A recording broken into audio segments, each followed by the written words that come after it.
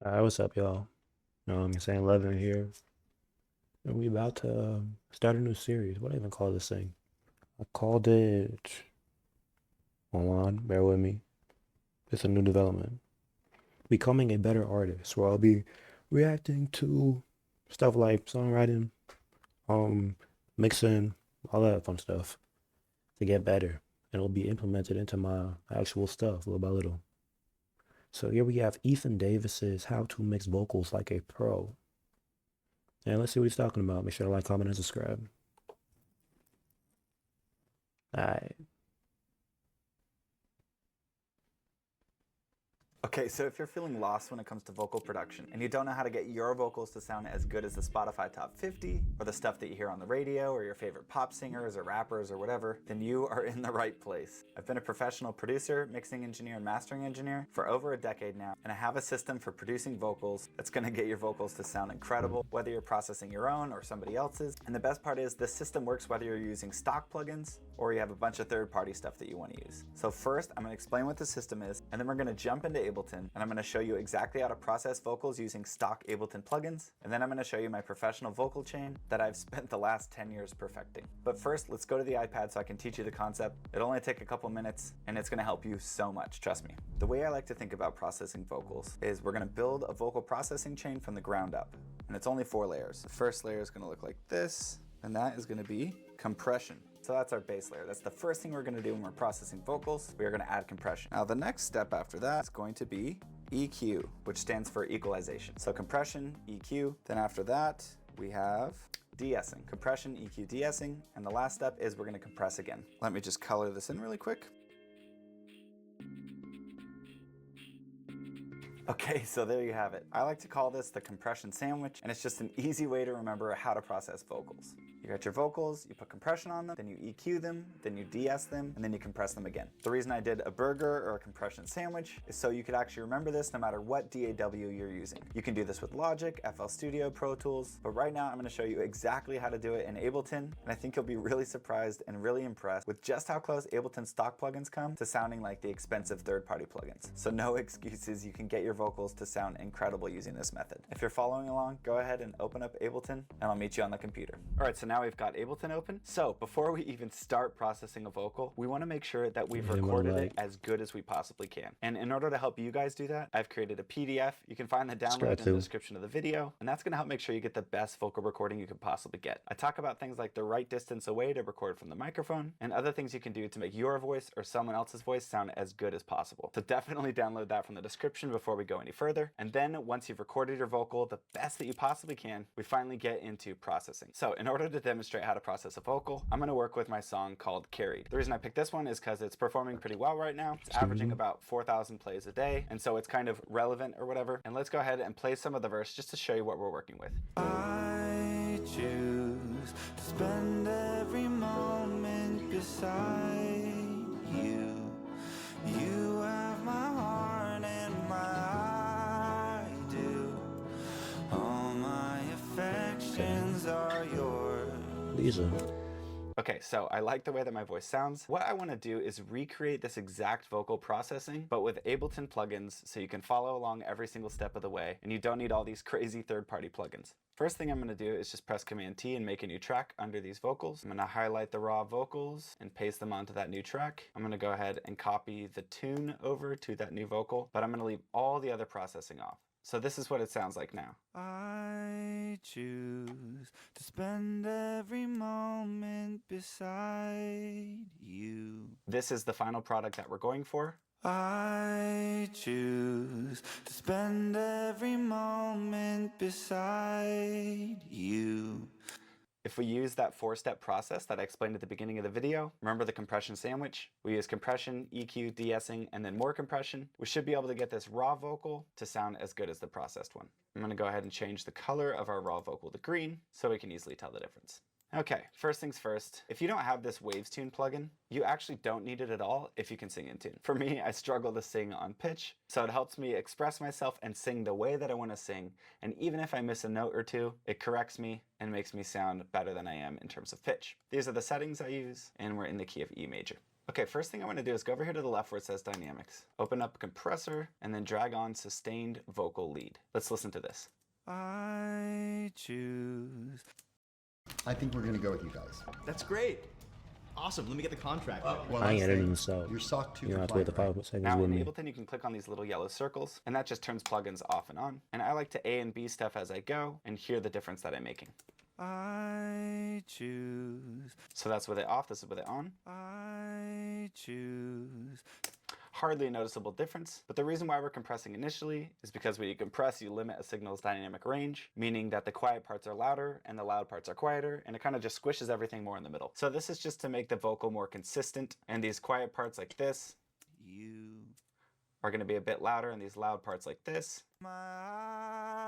are going to be a bit quieter. Okay, so now we have some basic compression going. Next thing we're going to do is go to EQ here and drag on an EQ8. So as far as vocals go, we don't need any sub-bass frequencies, meaning we don't need anything from like 80 to 100 hertz and lower. So what we can do is click on this one here on the EQ, click on the arrow and make sure it's a high pass filter, and then drag that up to around 100 hertz. Or if you want to be aggressive, you can click on the ×4. That'll just make it really aggressive. And then also my vocal can be a little bit boxy around this like 100 to 300 or 400 range. So what I like to do is click on this 2 here, make sure we're on low shelf, which looks like that, and then I just bring it down and move it to right around 250 hertz and just play with this gain accordingly. I choose to spend every moment beside you. After that, I like to boost the highs a little bit, so I'm going to click on this 4 and just drag it up. Now, as far as the frequency goes, you can use your ears and adjust this accordingly, but basically I'm going to put it somewhere around 7,000 and just boost it up a couple dB. I choose to spend every moment beside you.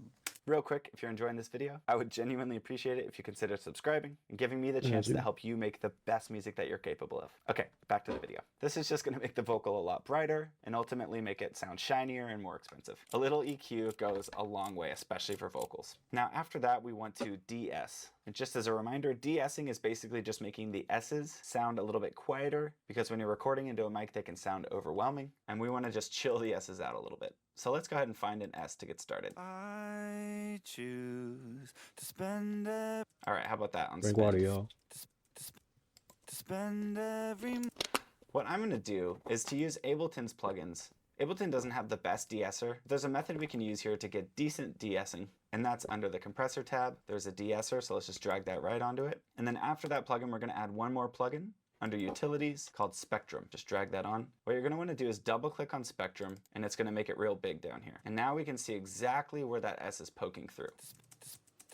If you look right around 10K right here on the Spectrum, you can see that that S is poking through a lot. So what we're going to do with the de-esser is click this little arrow right here. That's going to open it up so we can see everything. For filter type, we're going to click on this bandpass filter, and we're going to change the frequency to 10K. We're going to turn the ratio up, and then click on this little bent line right here and play with the threshold.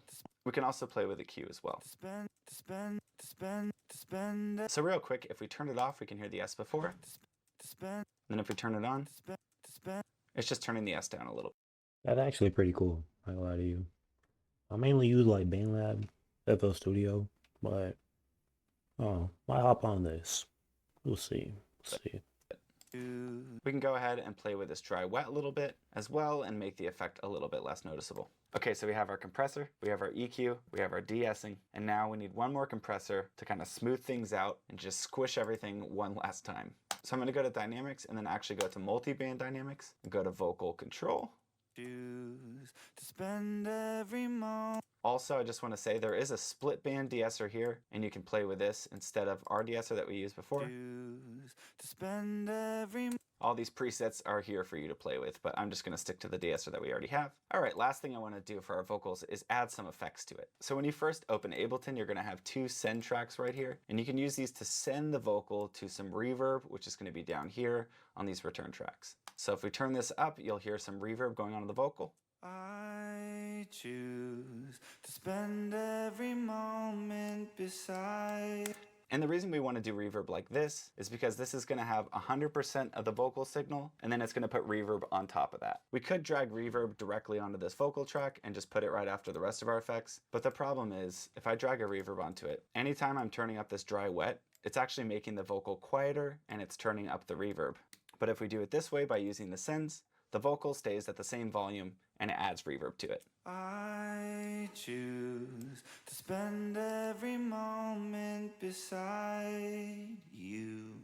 Okay, that's sounding pretty good. Now the last step, and potentially the most kind of secret sauce part of this whole video, is I put a utility on the vocal. So I go to utilities here, just drag on utility at the end, and then I automate this gain knob. And I use this to perfect the sibilants, so all the like P's and T's and C sounds, as well as turn down breaths, and also chill out some of the S's. So let me show you exactly what I'm talking about.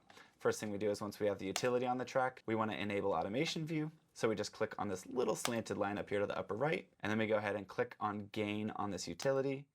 Bro, that automation stuff is scaring me a little bit. It's like the amount of impact that it has, it'd be like demotivating me sometimes. It'd be like, oh, we don't even mess with it. It's actually pretty helpful. And that's going to make it so there's a dashed red line on our vocal. You can see it right there. And that way we can click and drag and it'll adjust the gain. And if we play it, it's going to make this gain change over time and we can choose how much it changes. So if we listen to the vocal, I choose. Let's say that CH on choose seems a little bit too loud. Drag this, make it a little bigger so we can see it. What I like to do is I like to highlight what I want to turn down. I hold shift and I click on that line and just drag it down. So listen now. Today I'm recording vocals, then transforming them with Autotune's Gotcha. AI-powered plugin, Metamorph. This is a simple... I choose. Now the CH sound is a lot less aggressive. Now just to smooth things out, I'll click a little bit before and after, and then click to get rid of these dots, just so it's kind of more smooth and slanted versus like super abrupt changes in volume. So listen to it after now. I choose. So let's go ahead and listen without it, and we can hear the CH on choose is a bit loud. I choose. And now with it, we can hear that it's chilled out and sits just right in the mix. I choose to spend every moment beside. That S on beside is a little loud, so I'm gonna go ahead and highlight that. Make sure that we're on the right automation here, so I can click this arrow and just go to gain. So I highlight that section I want to change. I hold shift, I drag the line down, and then I do these little extra dots to smooth things out. Now that's a little bit too quiet, so I'm going to hold shift and move that line up. Nice, that sounds good. So what I do is I go through the entire vocal and I do these little automations to make sure there's no pops or clicks that are overwhelmingly loud. And this is really like the last 10% that's going to make your vocals sound incredible. And if you don't have a de-esser, this is going to really help too, because you can de-ess stuff manually. And you know, it takes a bit of time to do it this way, but it really does make such a big difference. And a lot of really good mixing engineers, like the best of the best, they do tricks just like this to just get that vocal to sound 10% better. Now on the original vocal, I've already done that with this utility, so I'm going to copy it and go ahead and just paste it. And if we look here, you can see all the different scoops that I made. There's a few on every single phrase, and these little changes made a huge difference throughout the whole track. Let's listen to the original vocal. Okay, it's way louder. So what we can do is honestly just turn this vocal up with this output here. Or another thing we could do is just add another gentle squeeze at the end of this. Click on this little line here so we can see the output and just turn the output up. I'll follow y'all on side. So we can match the gain of the other one. All right, sounds pretty close. Let's go ahead and listen to this section with our new vocal processing and see how it sounds.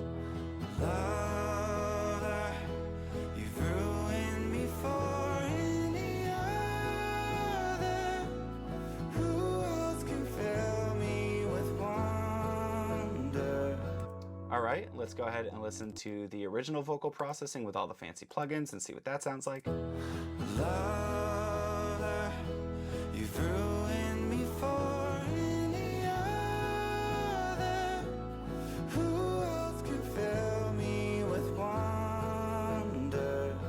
You don't understand. I mean, there's not a huge difference there. Here's the one that we just did. Here's the expensive processing.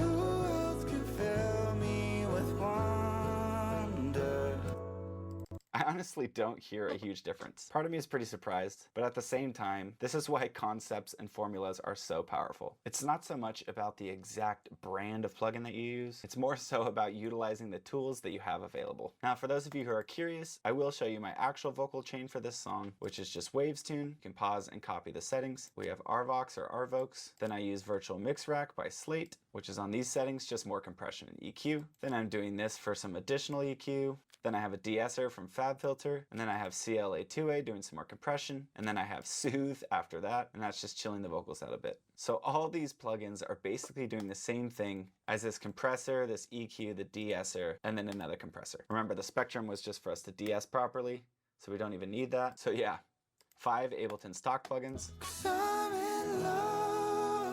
Basically getting the exact same processing sound as 7 relatively expensive plugins. I will say, out of all of these, there are 2 plugins that really go a long way. Maybe 3, depending on how you want to look at it. So if you do have a little bit of a budget, I would say Waves Tune Real Time is an absolute must if you struggle with pitch at all. And it's pretty cheap. I think it's like somewhere between 30 and 50 bucks. And also the CLA2A compressor I use on almost every single track. It just makes things so much more present. It just makes stuff sound better. And that one is pretty cheap as well. I'm pretty sure Waves has a thing where if you buy a plugin, you get the second one for half off or something like that. So these 2 plugins are incredible. And then as far as de-essing goes, Waves also has a de-esser that's great, or you can use FabFilter's de-esser, which is gonna be a little bit more expensive, but has more parameters for you to play with. I usually just click on mastering, vocal de-essing, and music and play with it from there.